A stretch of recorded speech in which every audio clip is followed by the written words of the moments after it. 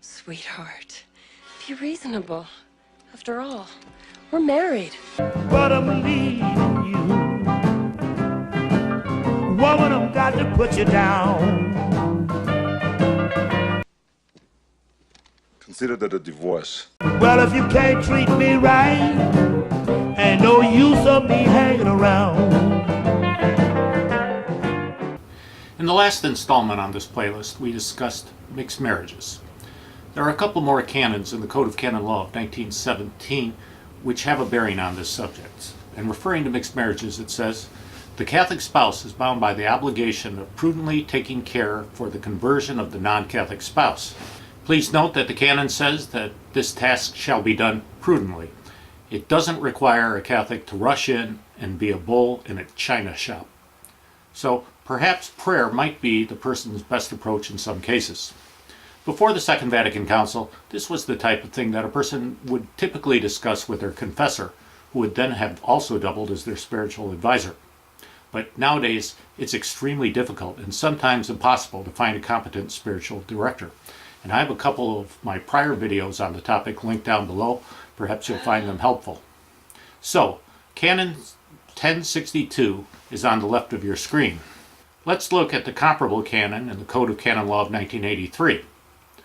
Well, there is no comparable canon. The post-conciliar church has simply deleted it.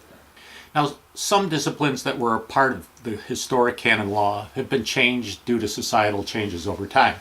However, canon law is a collection of disciplines as well as faith and morals, the teachings of the Catholic Church. And if Canon 1062 deals with faith and morals, the obligation can't simply be deleted by the post-conciliar church. The obligation would still exist.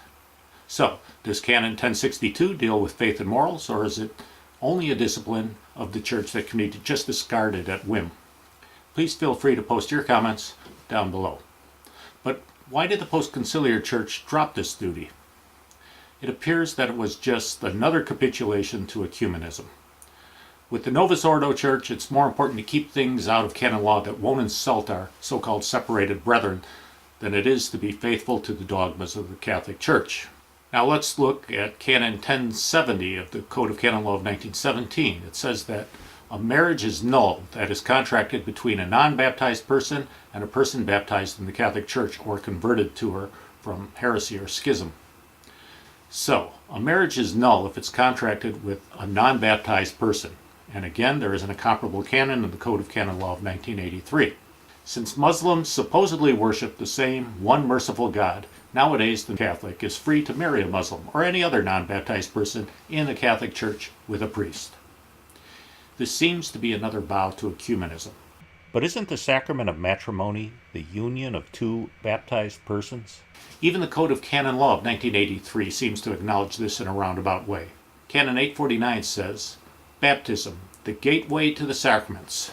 So even though the post-conciliar church allows non-baptized persons to be married by a Catholic priest in a Catholic church, the Code of Canon Law of 1983 says that someone who isn't baptized can't receive any other sacraments. According to the Novus Ordo website, canonlawmadeeasy.com, there's no denying that it might seem a bit strange to assert that in this situation, a Catholic is marrying in a Catholic church, in a Catholic ceremony, in accord with Catholic canon law, and yet does not receive the Catholic sacrament of matrimony. Still, as odd as the answer might seem to be to some, it's the only logical theological rationale for what is happening. Does this sound crazy to you?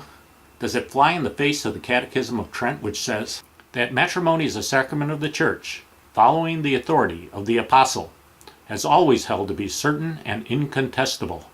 This whole situation, manufactured only because of indifferentism and ecumenism, is just plainly bizarre. So, hold fast to the Catholic faith, my friends. Hunker down and wait for the day when marriage in a Catholic church will once again always be a sacramental marriage between two baptized persons. Well, I hope you enjoyed this installment.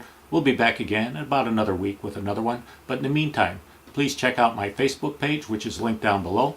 Every day I post additional content that I don't have on this YouTube channel. And please, pray for the church.